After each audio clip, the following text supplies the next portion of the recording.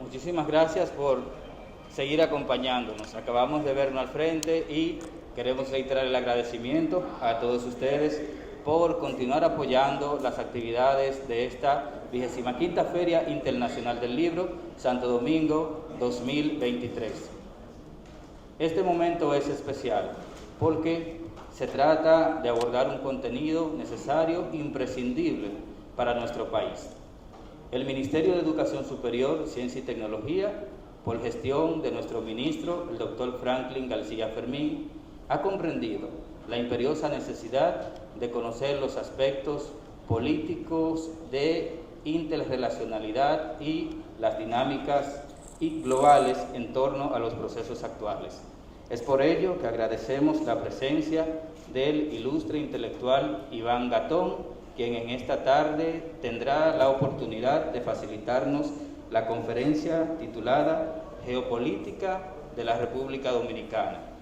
Como he dicho, se trata de un intelectual muy destacado en su ámbito y para que todos ustedes puedan tener una idea de quién se trata, me voy a permitir, previo a darle paso, leer un extracto de su extensísima bibliografía, que en este momento le hemos tenido que resumir para ayudarnos con el tiempo. Iván Ernesto Gatón Rosa es licenciado en Derecho, con un título de maestría de estudios diplomáticos summa cum laude y un diplomado de estudios avanzados de la Universidad Complutense de Madrid. También cuenta con un máster en Ciencias Sociales, mención Asuntos Asiáticos, en la Universidad Tamkang de Taiwán. En la actualidad es cursante del doctorado en Estudios Avanzados en Derechos Humanos por la Universidad Carlos III de Madrid. Tiene una amplia experiencia en el comercio internacional a través de sus funciones ejecutivas en el Centro Dominicano de Exportación e Inversión, CEDOPEX, antes CIRD y hoy ProDominicana. Ha realizado numerosos estudios especializados extracurriculares en la República Popular China, Taiwán, Argentina, Chile, Países Bajos y otros lugares. De igual forma, participó en el programa de liderazgo por la gestión pública, impartido por la Escuela de Negocios de Parna Business School. Entre sus especialidades académicas se encuentra que actualmente forma parte del cuerpo docente del Instituto de Educación Superior de Estudios Especializados para la Formación Diplomática y Consular, Instituto Superior de Derechos y Economía, y también es profesor en el Máster en Derecho Internacional Diplomático y Consular con mención en Comercio Exterior y Jurista Internacional. También imparte docencia en varias instituciones nacionales e internacionales y por supuesto en universidades locales como la Pontificia Universidad Católica Madre y Maestra y la Universidad Autónoma de Santo Domingo. Actualmente es coordinador general y académico de los cursos diplomados en Geopolítica y Relaciones Internacionales, en Diplomacia y Asuntos Consulares, que imparte el Instituto de Relaciones Internacionales y Académicas IRINA, en la ciudad de Nueva York y también en New Jersey, del módulo en Geopolítica y Diplomacia en Gestión y Administración de los Recursos de Defensa, que imparten los graduados en Doctrina Conjunta. De manera que estamos ante una eminencia. Recibamos pues al doctor Iván Gatón.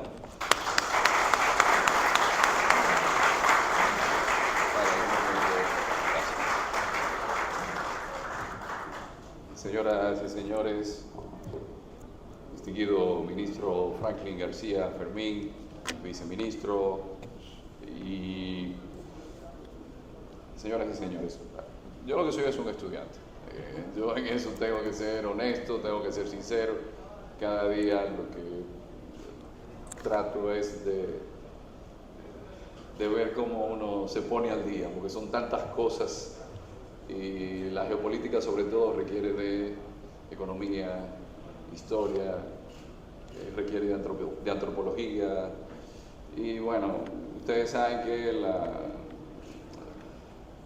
La dedicación al conocimiento es algo también que da vida, es algo que uno disfruta. De hecho, saber viene del latín sapere, que significa disfrutar, y algo que he disfrutado en los últimos tiempos como fruto de la geopolítica es que un día me encuentro que siempre la geopolítica ha estado ahí, pero nunca tan presente en los últimos 2000 años como ahora, en el momento en el cual nosotros estamos viviendo. Y sucede que por primera vez en toda la historia de la humanidad, en los últimos 500 años, que eso es poco, si ustedes toman en consideración que los chinos dominaron a Vietnam por 900 años, lo que explica el por qué hoy Vietnam, a pesar de haber tenido una guerra donde aparece Sylvester Stallone en versión Rambo, metido en Vietnam, o donde vemos Platoon de Oliver Stone, hoy ellos tienen acuerdos militares con Estados Unidos y no con China. Pero nosotros tenemos ¿cuántos años de formación como país? ¿Qué tiempo hace que los europeos vinieron aquí?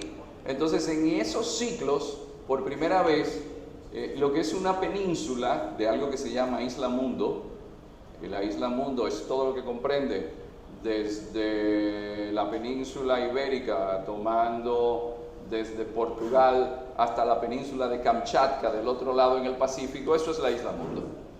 Entonces, de la península de la Isla Mundo, dos pueblos ibéricos, como son España y Portugal, inician con una escuela que se llama la Escuela de Sagres, una escuela para navegar y aprender a navegar, porque había que buscar una forma de llegar ¿a dónde? Al lugar más rico del mundo, y que Marco Polo le había llenado la cabeza al mundo entero, hablando de las maravillas que había en Zipango, que había en Catay.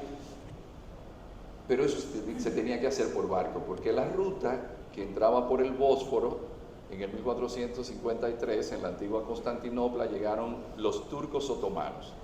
Entonces se necesitaban especies, es decir, clavo dulce, canela, nuez moscada, y esa búsqueda de especies, sin pasar por alto también que las musáceas, el plátano, que aquí nos gusta el plátano es del Asia, que nos gustan las pastas, eso es un invento chino y que lo llevaron por la ruta de la seda a Italia. Entonces todo ese camino a un mejor nivel de vida estaba cerrado, entonces se buscó por el Atlántico, y a partir de ahí alguien que había vivido en Portugal, de hecho estaba casado con una portuguesa llamada Felipa Moniz, llamado Cristóforo Columbus, manda y presenta el proyecto en Francia, en Inglaterra. Los propios portugueses no le hicieron caso, pero una hija de una portuguesa llamada Isabel la Católica, porque era hija de Isabel de Portugal, es quien le da el visto bueno.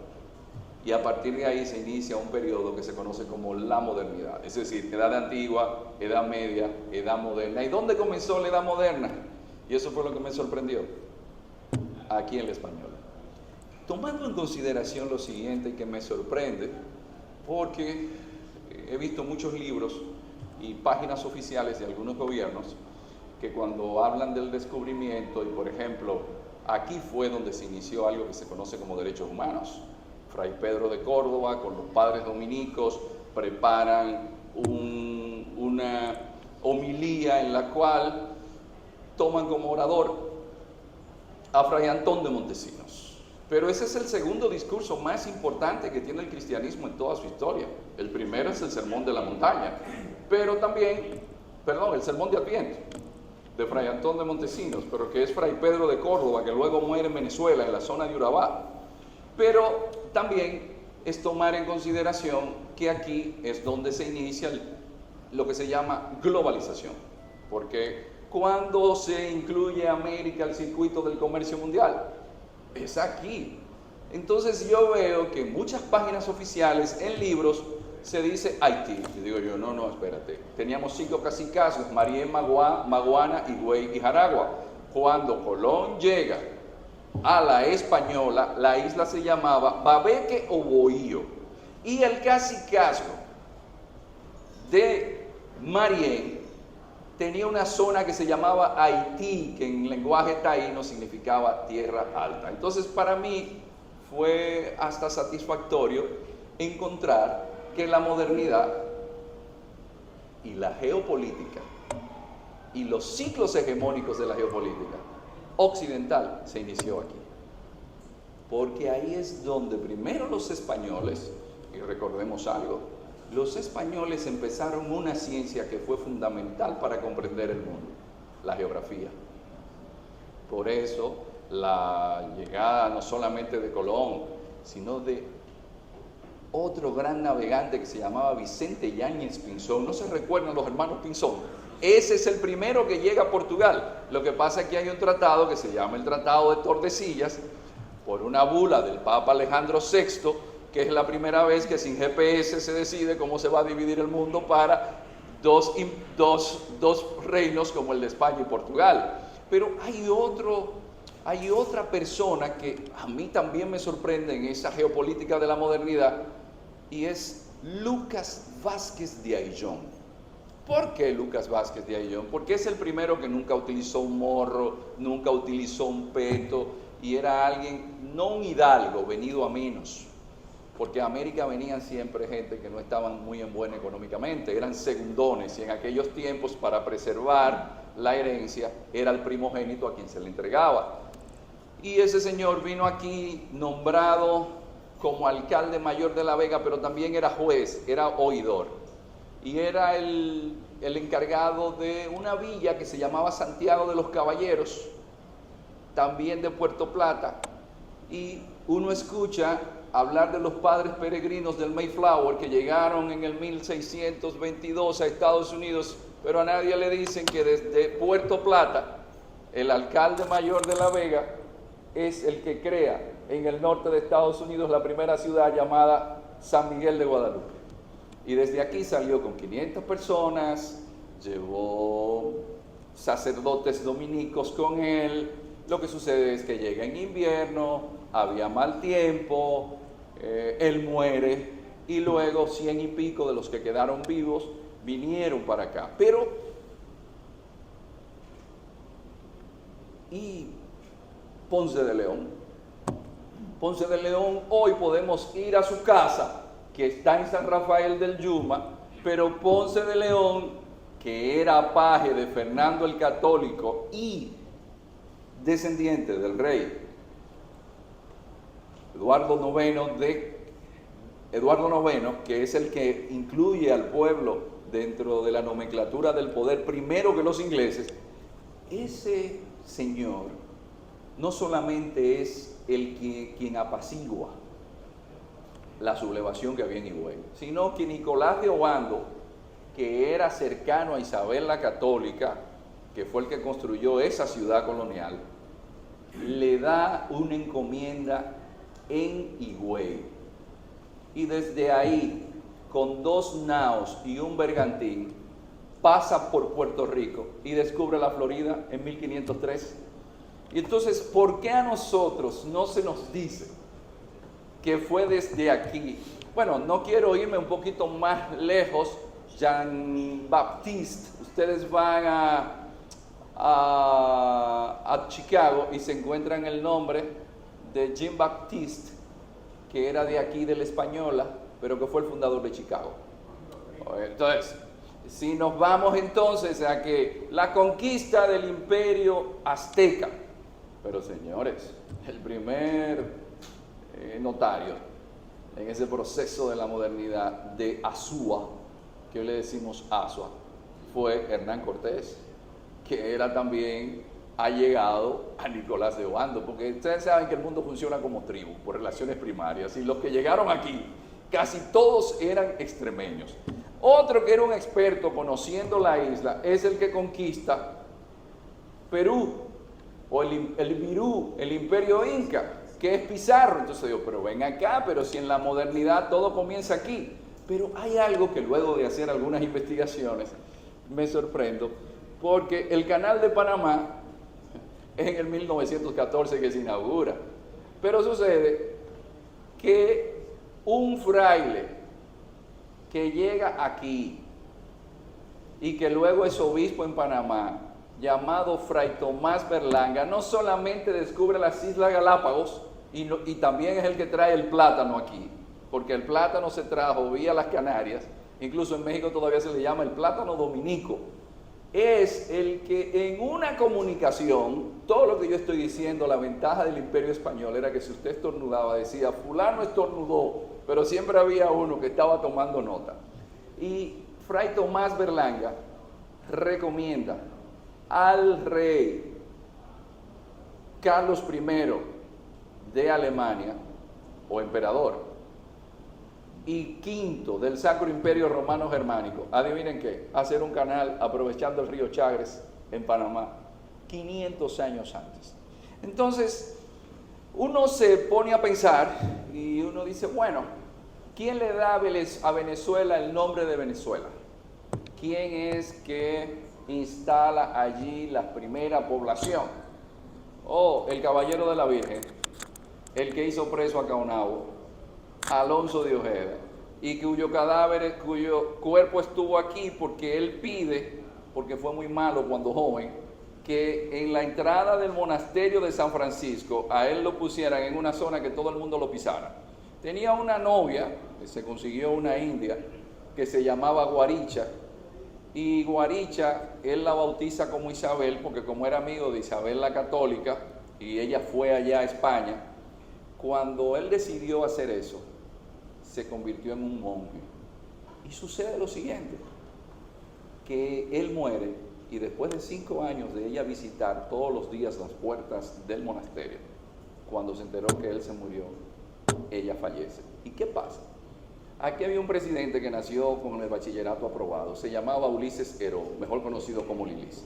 El gobierno de Venezuela, como Alonso de Ojeda es que le da el nombre de Venezuela a Venezuela, pide cuando Cipriano Castro los restos de él, y Lilis dice, esa decisión no está en mis manos, está en el Congreso, por él sabía que el Congreso no lo iba a aprobar.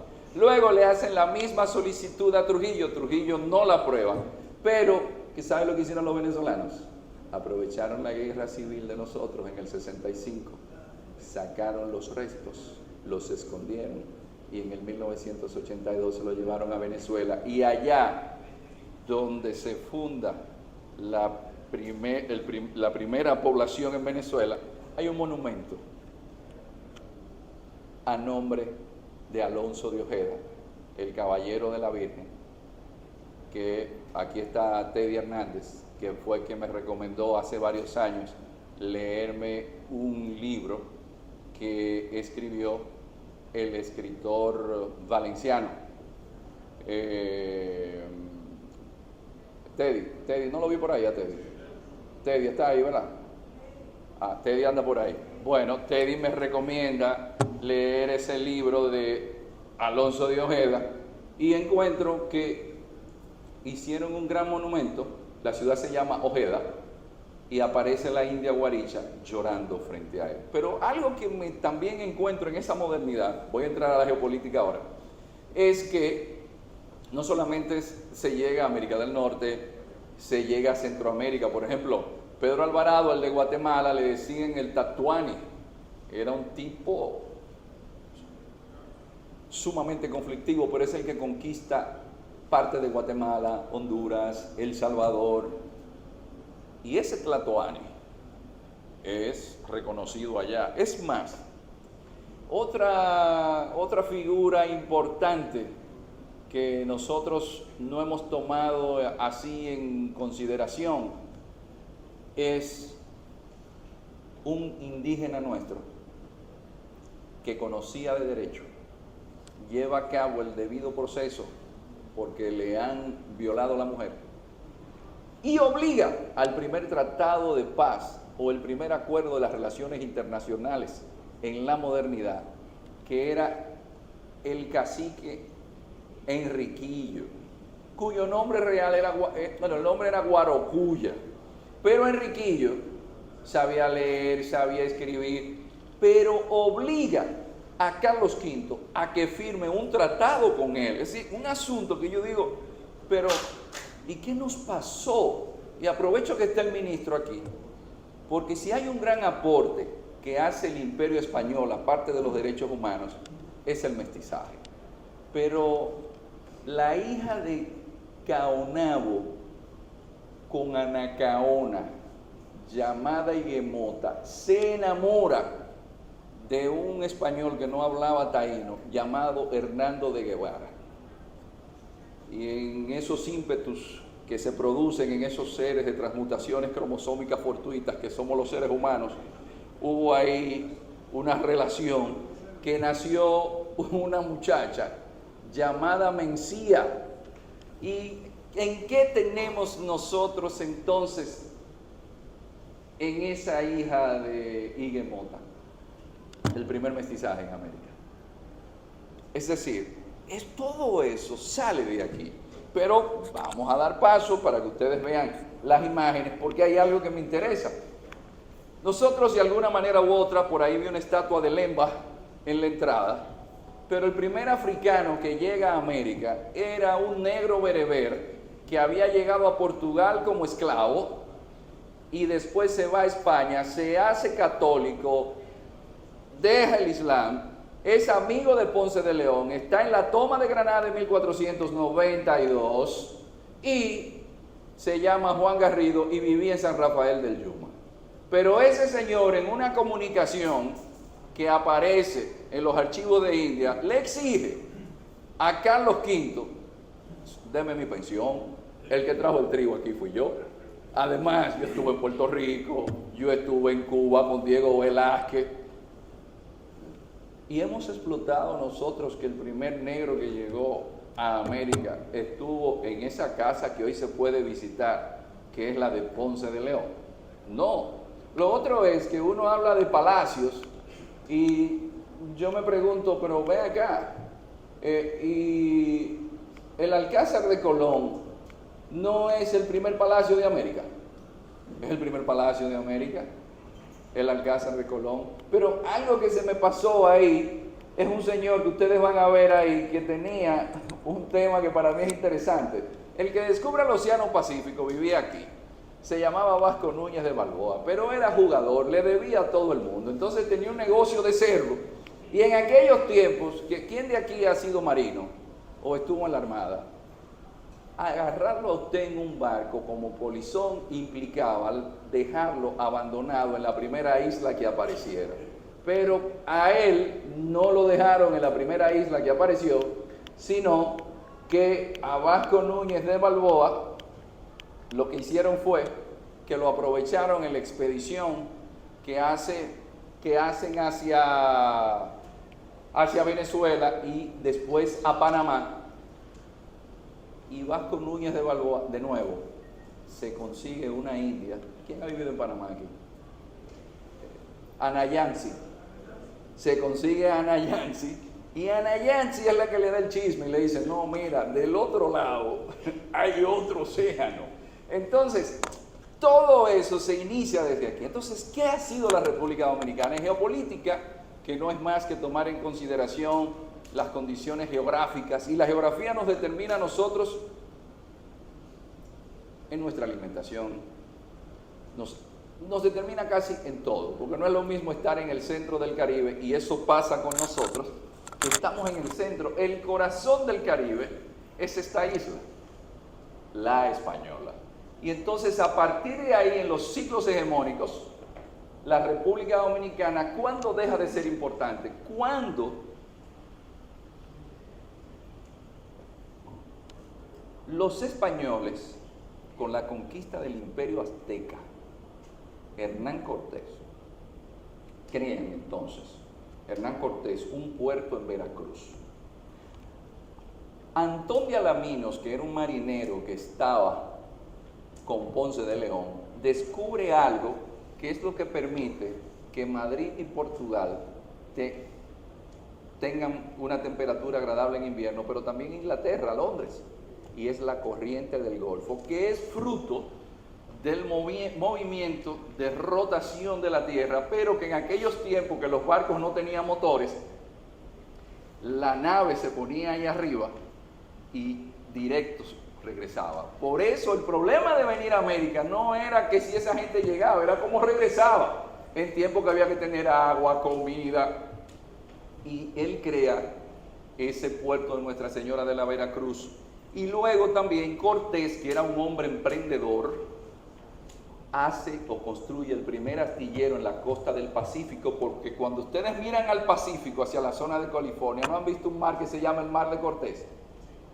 Porque él ahí construye un astillero mediante el cual envía a su primo Cerón Saavedra, que había estado aquí en Santo Domingo, a ver si se reunía con la expedición que un portugués que se fue al Imperio Español llamado Fernando de Magallanes había iniciado y que no lo habían encontrado. Lo que pasa es que ellos no habían descubierto una corriente que descubre la mano derecha de Juan Sebastián Elcano, que es el que termina la circunnavegación de la Tierra, que es importante, un viaje que comienza en 1519 y termina en 1522, 3 años, es importante. ¿Saben por qué? Porque ahí es donde se afirma que la Tierra es redonda. Porque ahí es donde tenemos conciencia de la globalidad. Ya algunos de ustedes dirán, no, pero Eratóstenes en la antigua Grecia, pero Eratóstenes nunca cogió un barco y dio la vuelta.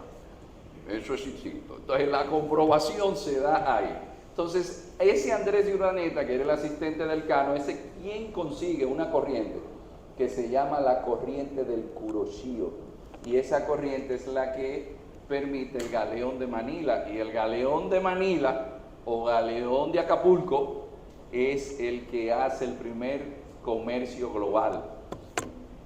Seda, porcelana, ¿a través de dónde? A través de Acapulco. El viaje duraba como 6 meses. Recuérdense que Juan Francisco Bodega y de la Cuadra es el que llega hasta el paralelo 58 allá arriba en Alaska.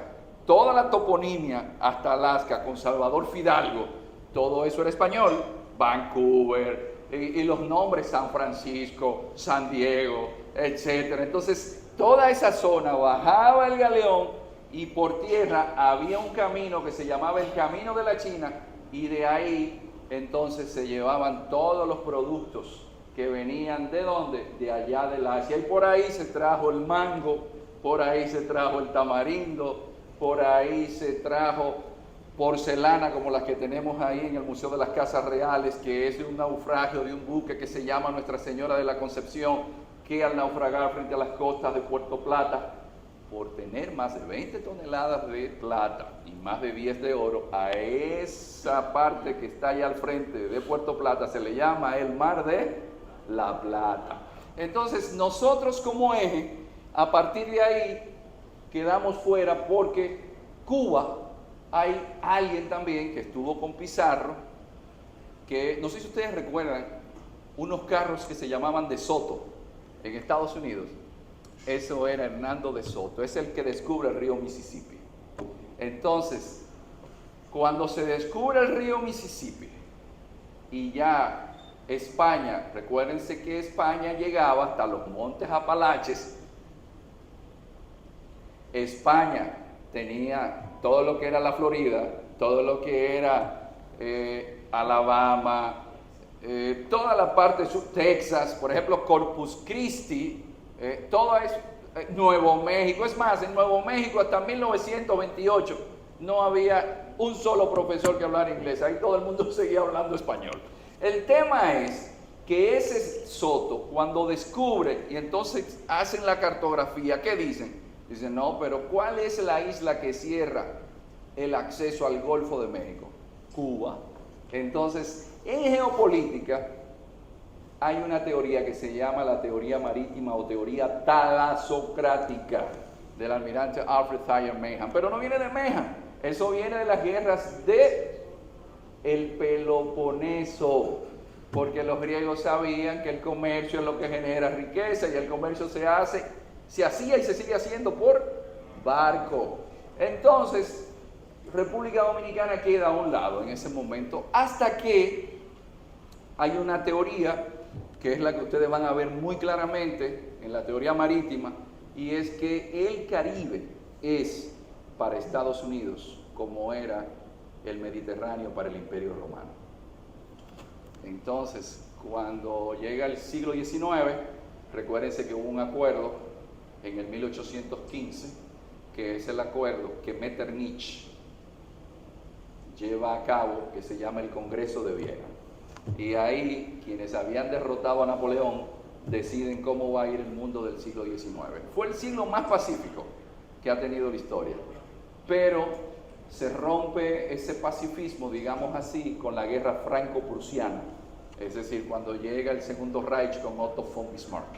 Entonces, en el siglo XX, República Dominicana, tengo que decirle que el primer enviado que hace nuestro primer canciller fue Tomás Bobadilla. Era el ministro de Justicia, había como 6 ministerios. Él envía a Jesús María Caminero a Washington y le dice a Jesús María Caminero, al presidente Tyler, que hay una familia que va a financiar los fusiles del ejército dominicano. No se vayan para atrás si les digo que la familia era la familia Rothschild, que son los dueños de BlackRock hoy, que es el más grande fondo de inversiones del planeta. Entonces, José María Caminero le dice, mira, necesitamos su reconocimiento, pero Estados Unidos era un imperio chiquito en ese momento, pero envían un representante y el hombre hace un levantamiento sobre el país y habla de las riquezas que tiene el país. Y dice, bueno, mire, aquí hay de todo, pero Estados Unidos no puede hacer eso sino hasta que aprovecha un préstamo, que es el préstamo que se hace de la Saint Domingo Improvement Company, que era un préstamo que tenían los ingleses, pero una doctrina que Estados Unidos había desarrollado en el 1823, llamada la doctrina Monroe, dice, no, aquí el imperio en esta zona tenemos que ser nosotros, ingleses, franceses, hay que ir alejándolo. Entonces ya en el 1898, el dueño de un periódico y heredero de una de las más grandes fortunas, Rudolph Randall Hearst, si ustedes han visto en el cine El Ciudadano Kane, es a él que Orson Welles se le hace la película, el famoso síndrome aquel de Estocolmo, es una nieta de él. Él se inventa la prensa amarilla para convencer a los americanos que había que ir a Cuba porque había que quitarle a Cuba, había que quitarle Cuba y había que quitarle Puerto Rico a los españoles. Entonces ahí viene la guerra hispanoamericana, pero también, ¿quiénes eran los dueños de Filipinas? Eran los españoles, tuvieron que firmar el Tratado de París. Pero ¿quién es que aplica esta doctrina? Theodore Roosevelt. A eso se le llama el corolario Roosevelt a la doctrina Monroe. Pero ahí también es que Estados Unidos dice, hey, ¿y el canal que estaban haciendo los franceses? Independencia de Panamá. Y le quitan a Colombia a Panamá, pero eso es parte de una teoría marítima. Y luego, para que ustedes vean lo que es la geopolítica y que nos determina, por ejemplo, en el caso de nosotros, nos toman las aduanas, pero en el 1915 es la invasión a Haití y en el 16 aquí. Pero mucha gente piensa que Trujillo duró 31 años gobernando en base a solvencia testicular. Oiga, usted puede tener todo el valor del mundo, pero según Tim Weiner, el legado de cenizas, cuando Robert Kennedy, después del lío del atentado a Betancourt, después del problema ya del cansancio que le han dicho a Trujillo entregue, autorizan vía valija diplomática a que se introduzcan armas. Ustedes pueden buscarlo, son documentos desclasificados.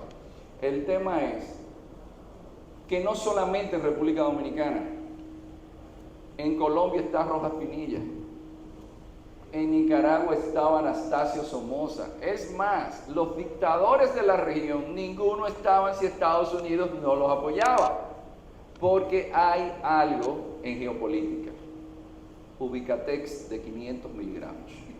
Cuando usted está cerca de un imperio, si no, pregúntenle a los polacos, a usted lo ponen en el sándwich y se lo comen. Entonces, cuando usted mira el periodo de las democracias, por ejemplo, democracia, pero eso fue una doctrina del gobierno ¿de quién? De Jimmy Carter, democracia y derechos humanos. Ahí se fue el Shah de Irán. Ahí se hizo el acuerdo con Torrijos en el canal de Panamá. Pero todavía Carter, con 99 años, sigue teniendo una ONG para promover la democracia y el tema de los derechos humanos. Ahí se inicia lo que se llama la Iniciativa para la Cuenca del Caribe, que nosotros la aprovechamos muy bien con la zona franca, pero eso fue una decisión del gobierno de Carter. ¿Qué quiere decir eso? Que nosotros no hubiésemos tenido la cuota azucarera que le tocaba a Cuba si Fidel no llega y se instala el régimen que se instala en Cuba, porque antes era París, Nueva York, La Habana. 1 metro cuadrado en la Quinta Avenida de La Habana valía lo mismo que en la Quinta Avenida de Nueva York. Entonces, el turismo no era en la cabeza de Miolán que estaban, era que no había, ni Miolán estaba aquí porque Miolán vivía en Cuba. El turismo iba a Cuba. Hay una famosa frase de el que escribió un insigne intelectual nuestro, que luego Trujillo mata, es Marrero Arispe, que lo manda a Trujillo a La Habana y él va tan orondo y contento que cuando le pasan el desayuno había una batata y él levanta el plato y dice: oh, batata, ¿quién lo iba a decir? Tú y yo, frutos del campo, aquí en el aire. Entonces, la situación geopolítica de Cuba hace que nosotros seamos tomados en consideración y luego la Puerto Rican Insurance Company pasa a formar parte de los dueños de la Paramount Picture y los dueños de la Gulf and Western, el señor Charles Bluhdorn. Y de ahí viene que no es casualidad que si ustedes ven Apocalipsis Now, en el río Chabón, ahí abajo, porque había una conexión, es decir, no todo es casualidad. Entonces, ustedes van a ver que nosotros de una manera u otra tenemos que reconocer que nuestra ubicación geográfica y nuestros recursos, porque esta es la única isla del Caribe que tiene toda la variedad microclimática de un continente. Eso que se llama Cordillera Central, eso es una maravilla, son 3.175 metros, pero aquí también hay una variedad de flora mayor que todo el continente europeo, si no lo sabía. Entonces Estados Unidos invade en el 16, pero invade también en el 65. ¿Qué indica eso? Que nosotros siempre hemos tenido, por estar cerca de un imperio, ese problema geopolítico. Entonces es bueno uno ubicarse dentro de los contextos geopolíticos y miren qué pasa. Estudien la historia de la humanidad. Los imperios necesitan 4 elementos: poder militar, poder económico, tecnológico y cultural. Entonces uno tiene que ubicarse.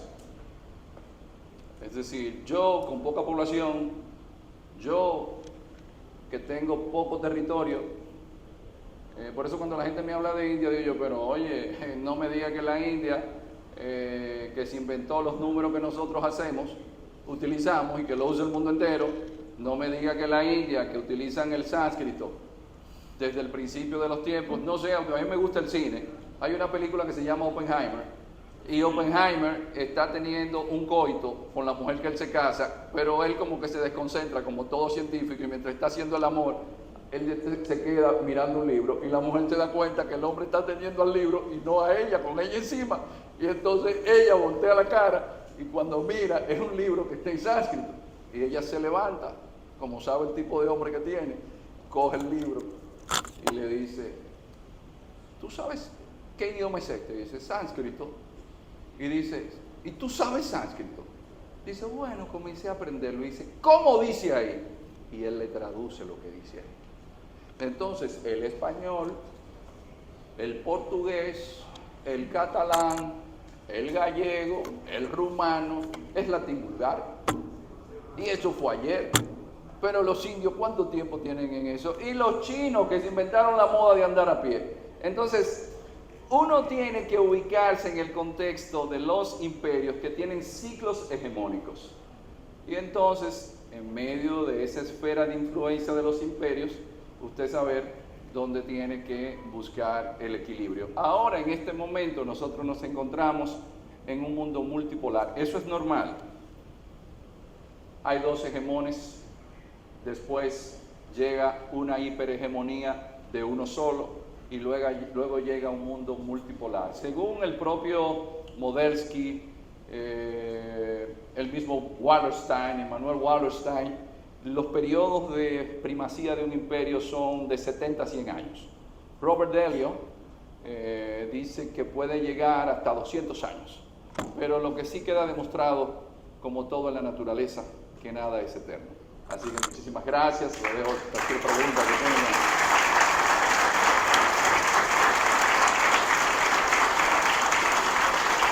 Agua, por favor, agua que se la merece.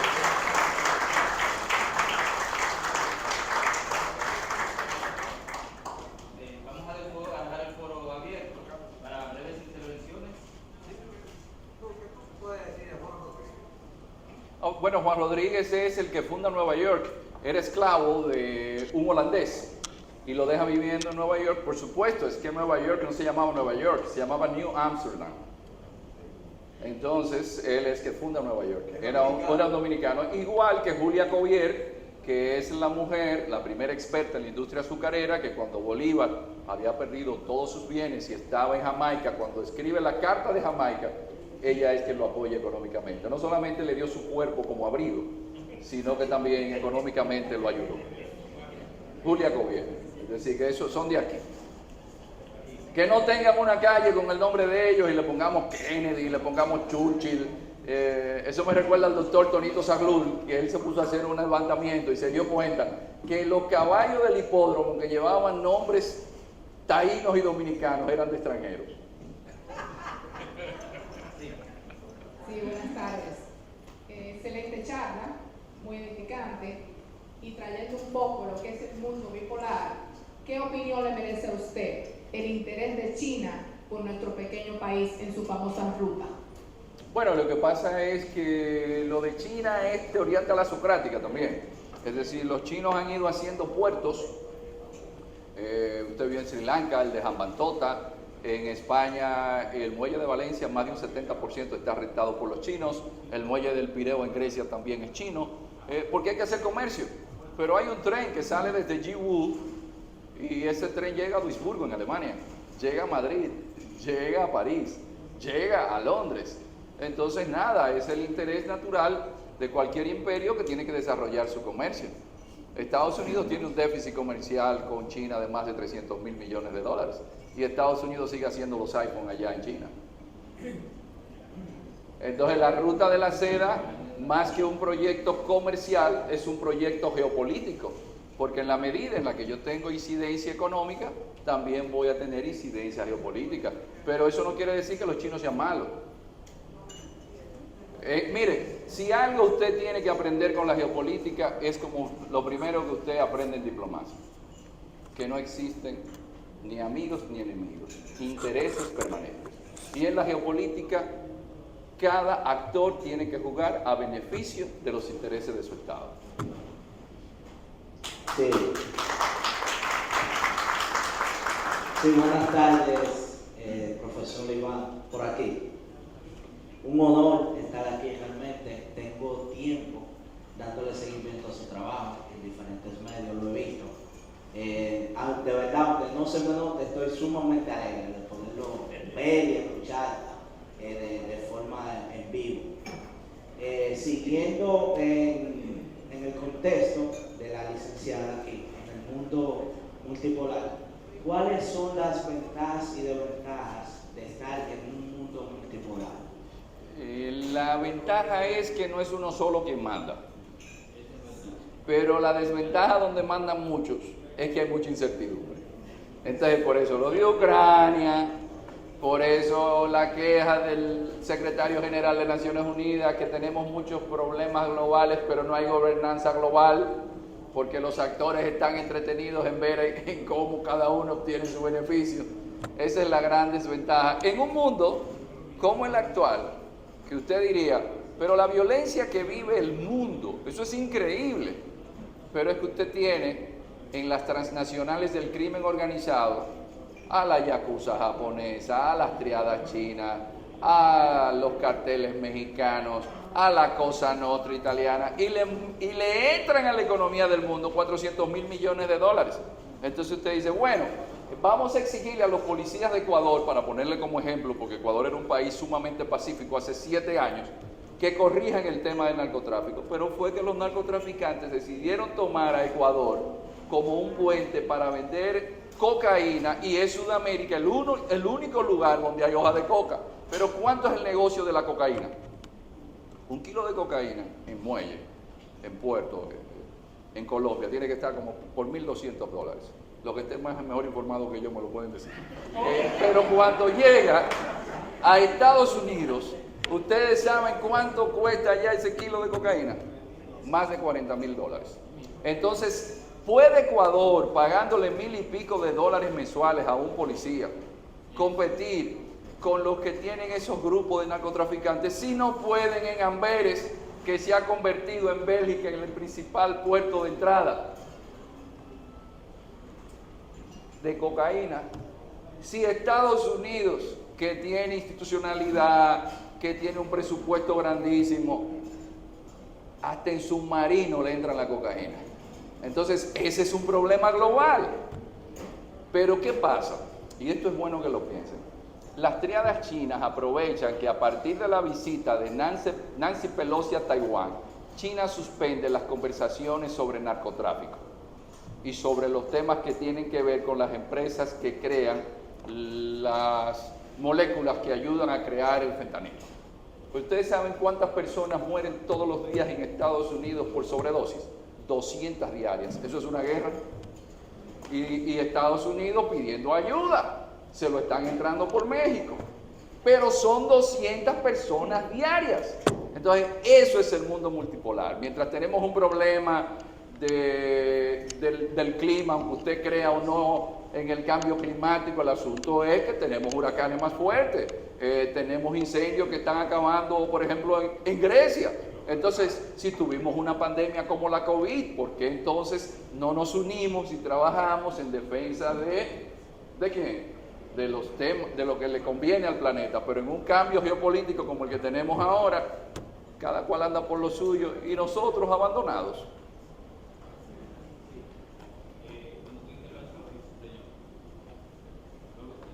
Yo tenía un compromiso, o me había invitado a una conferencia del Tribunal Constitucional, y cuando entro aquí a hacer una diligencia veo doctor Gatón, yo dije, qué bueno. Entonces, esto parece ser una introducción.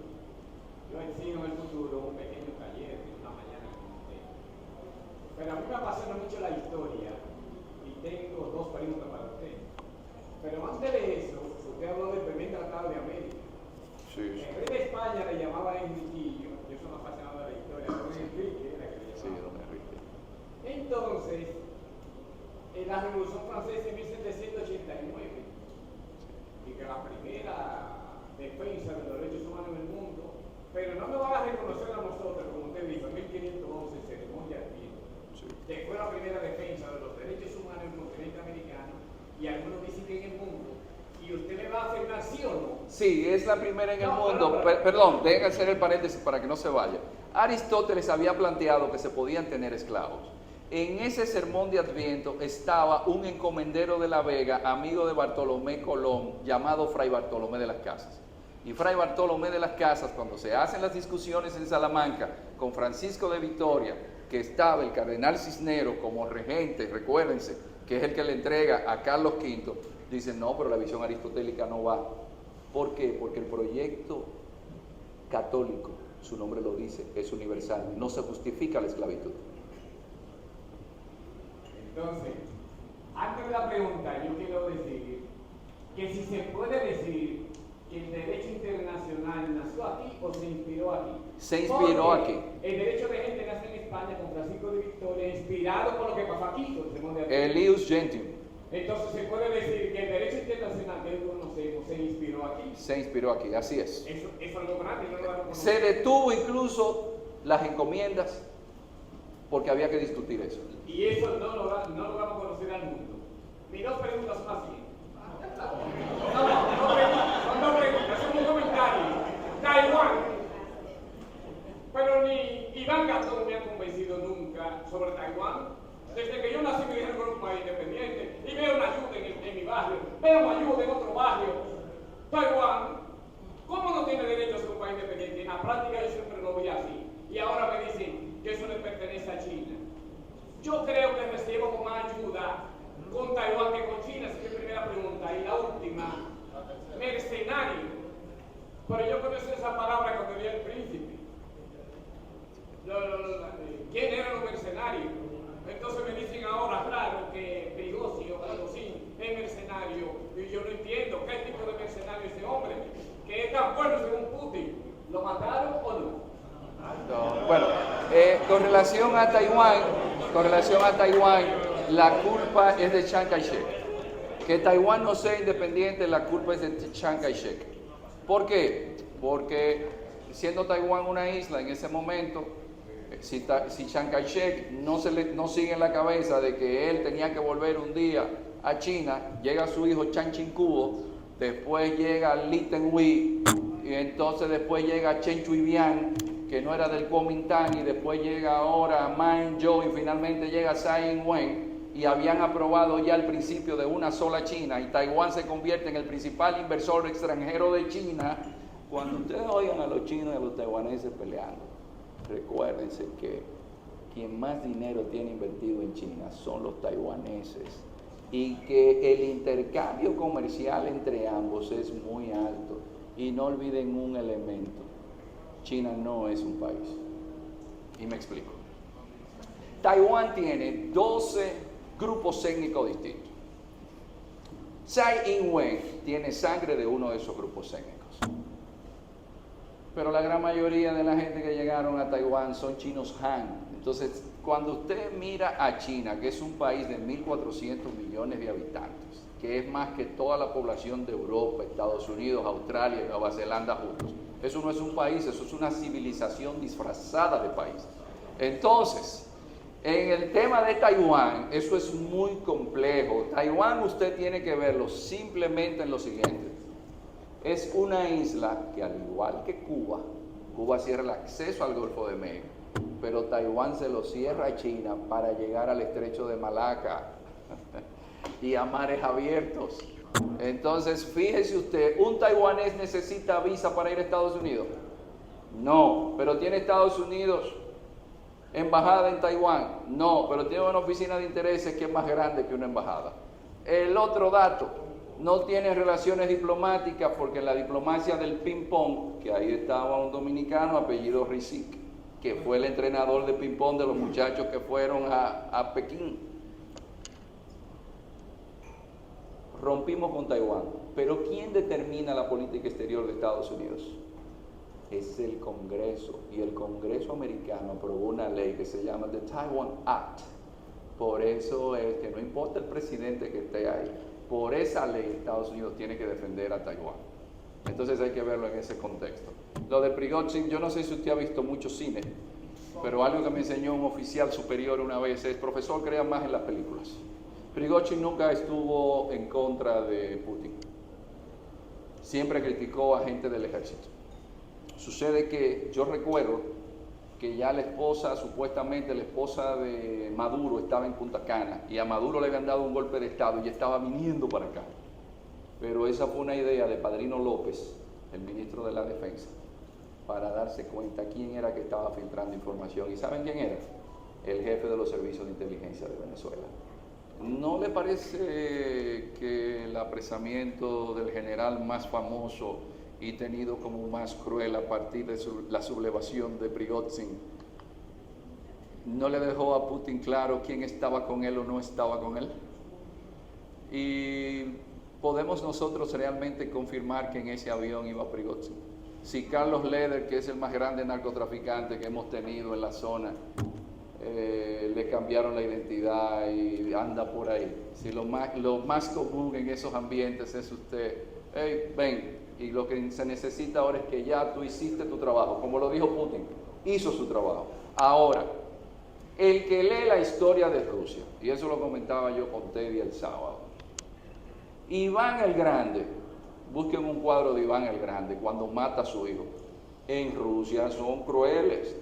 En Rusia existen los servicios de inteligencia, desde los Oprichnik, y después incluso hasta la gente de Lenin crean la Checa, después crean la NKVD, después crean con Beria la KGB, y después siguen con la FSB. ¿Y de dónde viene Putin? No es de la FSB. Lo más natural es que alguien que desafíe el poder se lo lleve. ¿Y el mercenario? Bueno, aquí el mercenario, los condottieri, eso viene del pasado. Cuando se hace el saco a Roma en 1526, entre las tropas que estaban del Imperio Español habían protestantes. La leva o hacer ejércitos organizados, eso es una cuestión más moderna. Pero todavía Blackwater, que estaba ahí en Irak, eso es mercenario. Eso nunca se ha dejado, porque la ventaja de los mercenarios es que actúan a favor del imperio, pero no son juzgados en tribunales internacionales, porque el Estado dice, no, esos son mercenarios, eso no fue mi ejército.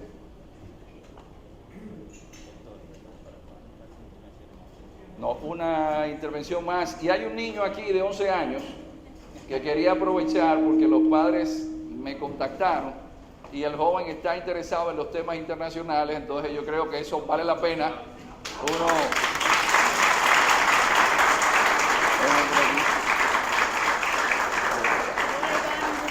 Un placer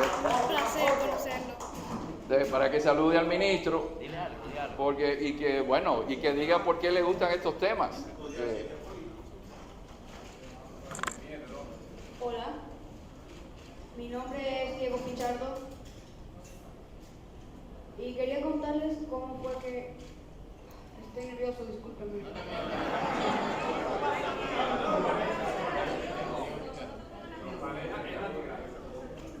A mí me gusta esto porque por lo menos aprendo algo de la historia, aprendo cosas del pasado y entiendo muchas cosas cuando hablo de la historia y cuando veo sobre eso. A mí lo que más me interesa son las guerras mundiales que han pasado hace muchos años. La derrota japonesa por varias bombas. Un desastre.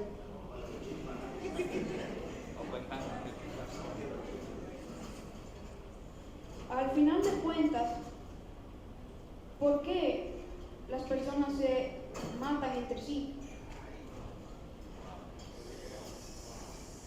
El odio es tal odio que comienzan a matarse entre sí. Lo que pasó en Hiroshima y Nagasaki no es un juego. Aún hoy en día puede que haya radiación en esos lugares. Las guerras no son un juego, siempre recuérdenlo. Es algo que no se le desearía a nadie. Gracias por su atención.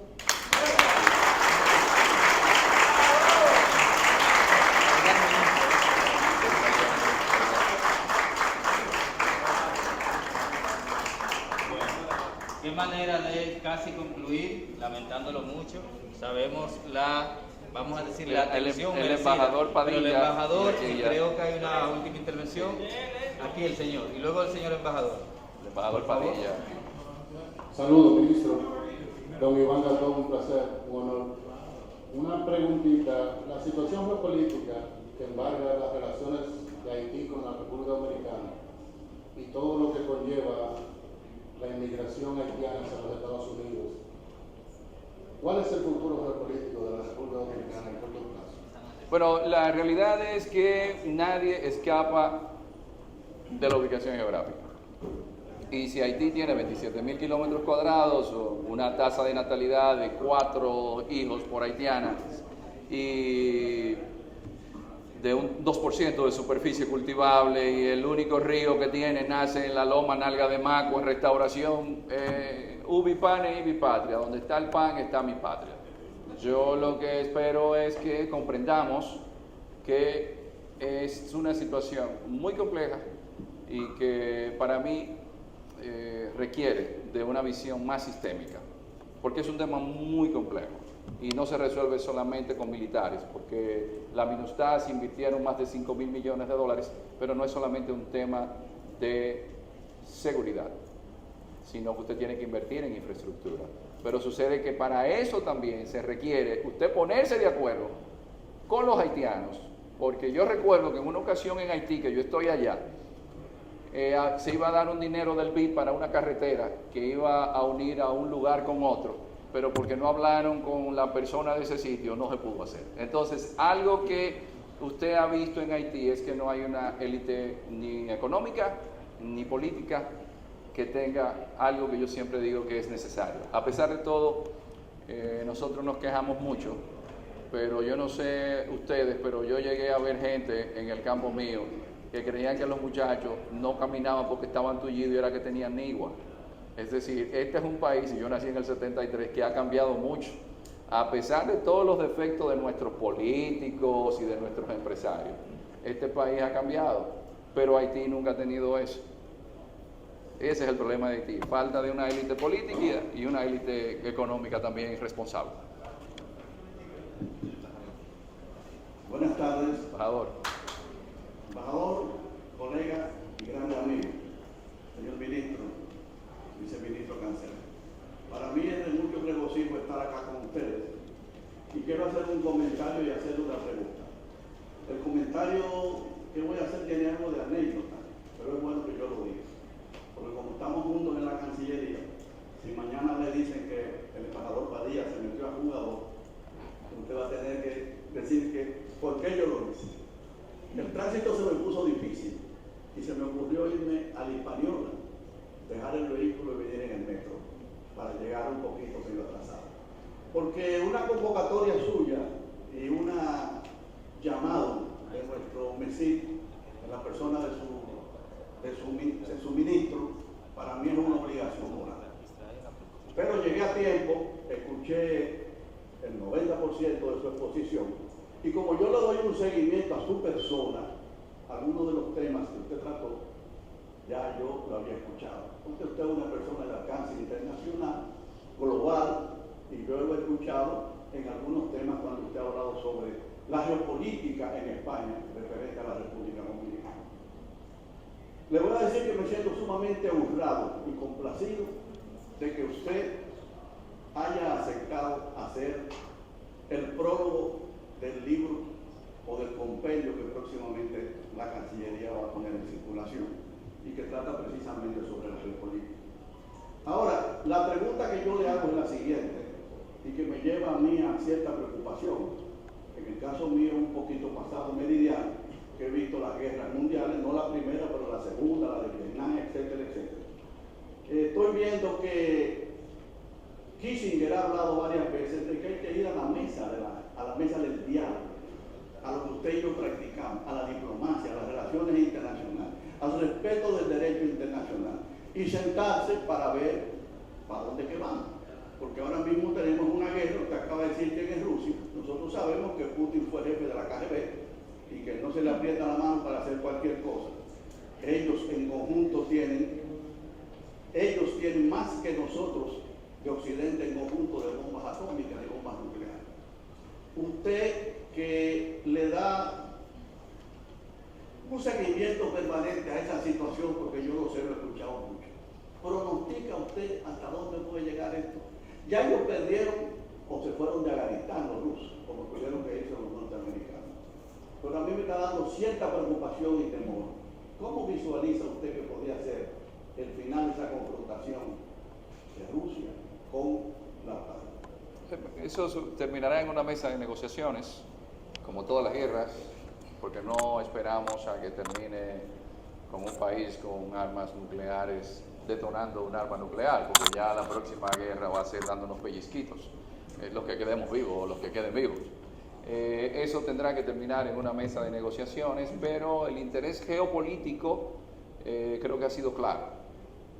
Habrá un debilitamiento de Rusia, que no volverá a ser igual, y usted mencionaba a Kissinger, y creo que ahí los grandes ganadores son India y China, porque se aprovechan de las materias primas de Rusia, de las sanciones a Rusia, y olvidan el axioma de un hombre que siempre fue de la élite que tiene el poder detrás de la Casa Blanca, porque era un hombre de un amigo suyo, de David Rockefeller. Nixon lo pone ahí, es por David Rockefeller.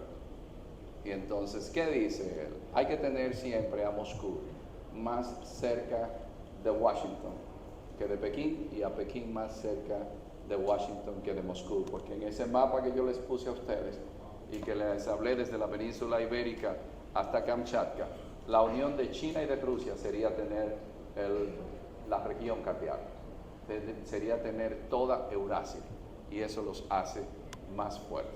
Es decir, que esto terminará en una mesa de negociaciones, como todas las guerras, Rusia más debilitada, pero fíjense ustedes que ahora India le vende el petróleo ruso refinado como gasolina a los europeos. Entonces tenemos nuevos actores, que por eso la reunión de los BRICS, y yo creo que a largo plazo, mientras tanto, vamos a seguir teniendo mucha inflación, y algo que yo no le perdono a la guerra de Ucrania es lo siguiente: sus efectos en las democracias y cómo va a ayudar al populismo. Muy difícilmente un gobierno, y fíjense lo que ha pasado en Europa, con niveles de inflación como los que han vivido, sobreviva. Alemania ahora mismo, la ultraderecha hizo así y aumentó. Macron le ganó de casualidad a Le Pen. Es decir, en Italia está gobernando una hija del tío Benito, de Benito Mussolini. Entonces, las democracias, fíjense cómo aparece alguien en Argentina que no tiene forma de aplicar todo lo que dice, pero fíjense la cantidad de votos que sacó. ¿Y cómo usted le explica a la generación de TikTok que para usted dolarizar una economía necesita suficientes dólares, y el nivel de pauperización que va a llevar a los argentinos si él hace lo que dice que está haciendo? Pero la generación TikTok no va a entender eso. Entonces, esa guerra en Ucrania, mire, nos pone en una encrucijada muy difícil. Vamos a ver la última pregunta por aquí. Ok, y hay otra allí. Sí, adelante. Lo felicito porque usted es una lumbrera, sobre todo en el área de la historia. Usted ha mencionado en su conferencia la palabra descubrimiento de América. O el encuentro con América. Hay algo que yo creo como una guerra dialéctica, sobre todo en España, ¿verdad? Sí. Y aquí, si eso fue un encuentro, si fue el descubrimiento, si Cristóbal Colón se confundió y se tocó aquí con la española, ese es lo que me gustaría, porque esa situación fue una guerra que sigue siendo en España también una guerra, porque allí dicen que es el descubrimiento, aquí se dice que fue un encuentro. Y la segunda es, el 28 de octubre de 1538, mediante la Bula Papal Apostolatus Culmine, se ratifica la invasión de la Universidad Primada de América. Sin embargo, el 12 de mayo de 1551, la Universidad de San Marcos de Lima pues se funda, según la historia. Pero ellos siempre se han tildado y se siguen tildando aún, porque yo entro a la página web y dicen que son los decanos de América. Yo he investigado un poquito, como Sorana Rodríguez, en paz descanse, doctor Luis Carlos de la UAS, y bueno, todo el mundo que hemos investigado un poco llegamos a la conclusión de que eso fue una bula papal, ¿verdad?, expedida, y que aunque no tuviera el pase regio, el pase real, pero sí fue fundada mediante esa bula y fue la Primada América. Pero me gustaría también tener una opinión suya, si es que ha estudiado un poco ese tema. Sí, no, de facto es la primera universidad, es la primera bula papal que se emite. De hecho, incluso la primera profesora que vino a América, vino en la corte de María de Toledo, que era prima de Fernando el Católico. Y de aquí se va Catalina de Suárez y se va a México. Y luego en México se funda un colegio. Es decir, ahí está la bula. El hecho es que en Perú comenzaron a impartir docencia primero que nosotros. Pero la primera universidad, la primera bula se emite aquí.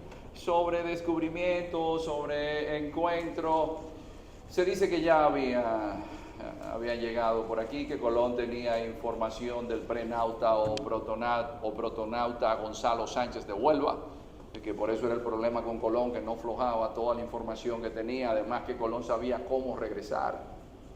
Y se dice que el papá de Felipa Moniz, que había sido navegante, tenía un arcón con información de la cual Colón abrevó.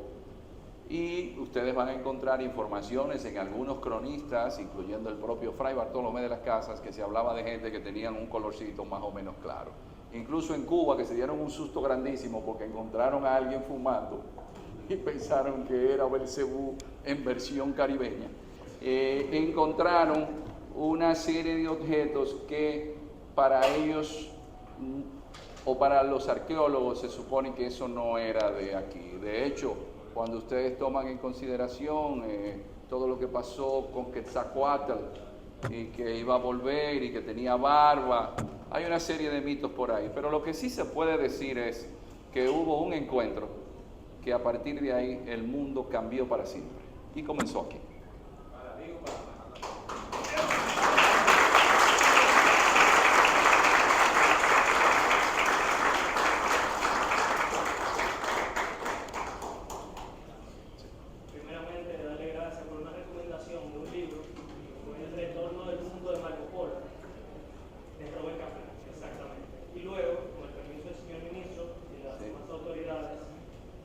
Preguntarle de qué manera nosotros como país podemos capitalizar tantos hechos históricos relevantes como el Sermón de Adviento, como el que aquí inició el tema de la globalización. ¿Cómo podemos capitalizar eso, ya sea como marca país o cualquier otro hecho que usted piensa? ¿Cómo podemos capitalizar eso como país? Lo que pasa es que usted nunca va a apreciar lo que usted no conoce. Para usted casarse con alguien, usted lo primero que hace es que se dedica a conocerle bien, ¿verdad? Entonces, siempre he criticado y agradezco haber descubierto muy joven a Tonito Saglul, porque el doctor Saglul tiene un libro que se llama Apuntes, y él tenía unas quejas de ese sentido de minusvalía e infravaloración de los dominicanos. Usted lo tiene, los apuntes del doctor Saglul. Y me llama la atención porque Saglul es, como aquí decían, un turco, que fue nuestro embajador en España, fue nuestro embajador en el Vaticano, es el autor de Mis 500 Locos, para los que son más jóvenes. Entonces, el asunto es que siempre los griegos tenían como referente en el Partenón, había una frase que decía: conócete a ti mismo. Es la única forma de usted superarse y vencer las falencias que uno trae incluida en el ADN. Pero así son los pueblos que no se conocen, entonces ¿cómo avanzan? Yo lo que entiendo es que si usted tiene un monasterio que es el primero de América y que la metamorfosis que solamente es posible en esa visión lúdica García Marquiana del realismo mágico, de que donde estaba el primer monasterio de América hoy sea un sitio de bailadera los fines de semana y de bebedera, eso usted lo promueve y hasta la gente se ríe afuera. Dice, ¿cómo va a ser que un sitio que era para estar en conexión con Dios, la ruina de San Francisco? Miren, esto es un ejemplo. Ustedes quieren porcelana de la dinastía Ming, vengan aquí. Pero hay gente que cree todavía que cuando la Santa María naufraga, que se hace el fuerte de Nuestra Señora, el fuerte de la Navidad, creen que eso fue en Isabel en Puerto Plata y eso fue en Cabo Haitiano. Sin embargo, en la Isabel, al lado del río Bajabonico, ustedes van allá y esa es la primera villa que se construye en América y aquí no lo sabemos, pero eso forma parte de algo que va más allá del sistema educativo. Eso tiene que ver con la familia. Yo siempre he dicho, si usted no sabe quiénes fueron sus abuelos, sus bisabuelos, pero venga acá, eso es Ubicatex de 500 miligramos. Entonces, yo veo mucha gente que lamentablemente no nos hemos dedicado a conocer nuestra historia y eso es importante. De nuestra parte, yo lo que digo, pero eso es sencillo, eso está ahí. Lo que hay que hacer es rescatarlo y hacerles ver entonces a los dominicanos, miren todo lo que ustedes tienen ahí. Sáquenle provecho. ¿Quién ha dicho que un país solamente debe vender sol, arena, playa, donde usted tiene todo el antepasado histórico, donde comienza todo y usted lo puede llevar? La primera fortaleza de América, las ruinas, ¿dónde están? ¿Pero dónde? ¿Dónde están aquí? No están en la zona colonial, están en Jánico, que es el fuerte de Santo Tomás, que ahí fue que lo hizo Colombo, que había oro cerca. Entonces vamos a llevarlo a la sierra, a Jánico, y después vamos a la fortaleza más antigua, que es la fortaleza Osama. Y está ahí. Entonces, ¿ustedes se imaginan Nueva York con la ciudad colonial? ¿Quién aguanta Estados Unidos? ¿O a Buenos Aires con la ciudad colonial? ¿Quién aguanta a los argentinos? Entonces, lo que tenemos que hacer es vender este país como un referente histórico. Eso es lo que hay que hacer. Pero si los dominicanos eso no lo aquilatan, pero hasta ahí llegamos. Una última palabra que debo dar, que me piden, como la feria está dedicada a Israel. Permítanme decirles que más allá de la resolución 181 que crea el Estado de Israel en 1949, yo creo que sí hay un elemento importante a tomar en consideración con Israel, y ahora que usted tuvo a bien tocar el tema del sentido de la identidad, porque nos demuestra con Israel que los pueblos que no mantienen sus tradiciones, sus costumbres, están llamados a desaparecer. Es decir, si tomamos en consideración que el imperio asirio en el 732 hace la primera diáspora del antiguo reino que había dejado Salomón, que se divide entre Roboán y Joroboán, el imperio de Israel con su capital Samaria y del otro lado Judá, y después llegan los babilonios en el 587 y arrasan con Israel. Luego es Ciro el Grande, no sé si lo han visto en el libro de Esther, Mardoqueo, que le permite regresar a los judíos a donde había estado el reino de Salomón. Pero llegó Alejandro Magno, ahí estaban los macabeos, unos amigos de Teddy Hernández, Judas Macabeo, que no dejaban tranquilo a los griegos. Después llegan los romanos, y los romanos hasta el templo le destruyen. Y después lo dispersan por el mundo. Señores, pero llega el 1949 y esa gente rescata en un desierto. Rescatan el idioma que hablaban sus antepasados. Y hoy son una potencia en innovación y tecnología. Son del tamaño del Cibao. Y es un pueblo que no ha perdido de vista mantener su Shabbat, mantener su Yom Kippur.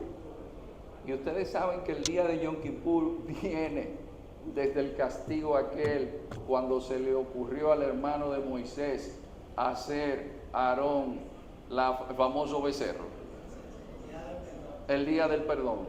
Desde aquella época se sigue manteniendo, pero si nosotros celebramos Thanksgiving Day y Black Friday y no sabemos cuándo es el día de San Andrés, no podremos imitar en eso a Israel. Muchísimas gracias, ministro.